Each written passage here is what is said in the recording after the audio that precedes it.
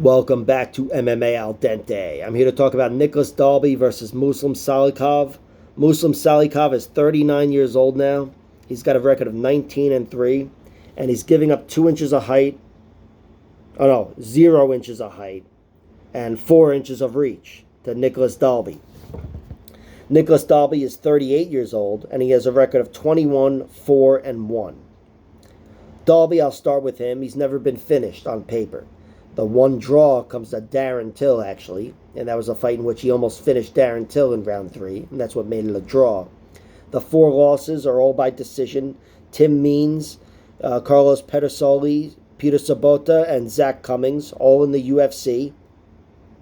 And there was this other one, the Jesse Ronson, in which he was knocked down and subbed, and that was in round 1. That was a gigantic surprise.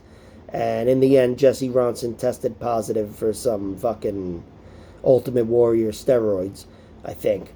And the fight was overturned. Don't hold me to that. Maybe it was an Ultimate Warrior steroids, but, could have been some Macho Man steroids.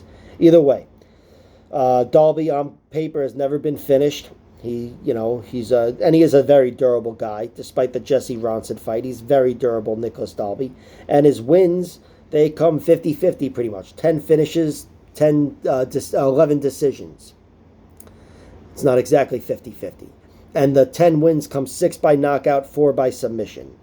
So, he's one of those jack-of-all-trade type of guys. And he's gotten some big wins in the UFC. Daniel Rodriguez. Alex Rodriguez was that fucking baseball player. He also beat Alex Oliveira. Maybe that's why I was thinking of it. He beat Claudio Silva, which, whatever, not the most impressive victory, but the way he handled him after losing round 1 was impressive. Warley Alves in his last fight, which is one that I got completely wrong. I mean, my pick I got right, and the bet as well, but I thought Dalby would have lost round 1 and won 2 and 3. And instead it was pretty much the opposite, where Warley was the last man standing. But to be fair, that's one of the few times where Dalby wasn't the last man standing. Most of the time, he's the better fighter in round 3. Alex Oliveira, Claudio Silva, Tim Means even. When he lost that fight, he's been the last man standing. And he also beat Zaleski dos Santos as well. Beat Zaleski dos Santos early in his career, which was a great victory. And that was one where he used his wrestling. Ripped him to the mat 6 times. And that's something I would think he's going to be looking to do here against Muslim Salikhov. Because Muslim Salikhov is a striker, pretty much. He is, he's got 2 submissions in his 19 wins. But he's certainly not a wrestler, and he doesn't want to be on the ground. I think Nicholas Dalby's able to take him to the ground. At the very least, he's going to score points. Salikhov, he's got 19 wins, 13 by knockout, and I think 11 of them are by spinning back kick. 2 of them he's got 2 submissions and 4 decisions. His 3 losses come 1 by knockout and 2 by submission. He lost to Li Jingliang, knocked him out in round 2. That was, there's no shame in that. Li is one of the hardest strikers in the world at 170, if not the hardest. And Muslim at that time, I think, was still 38, if not 37. So that kind of makes sense. Alex Garcia, I think that was his debut in the UFC. Alex Garcia dominated him on the ground and got him out of there with a rear naked choke. But overall, Muslim Salikhov's been able to make his fights stand-up battles, and he's been the one winning most of them. He's beaten some really good names in the UFC. Francisco Trinaldo, Zaleski dos Santos, pretty close, to say the least, as was Nicholas Dalby's fight with him. Laureano Staropoli,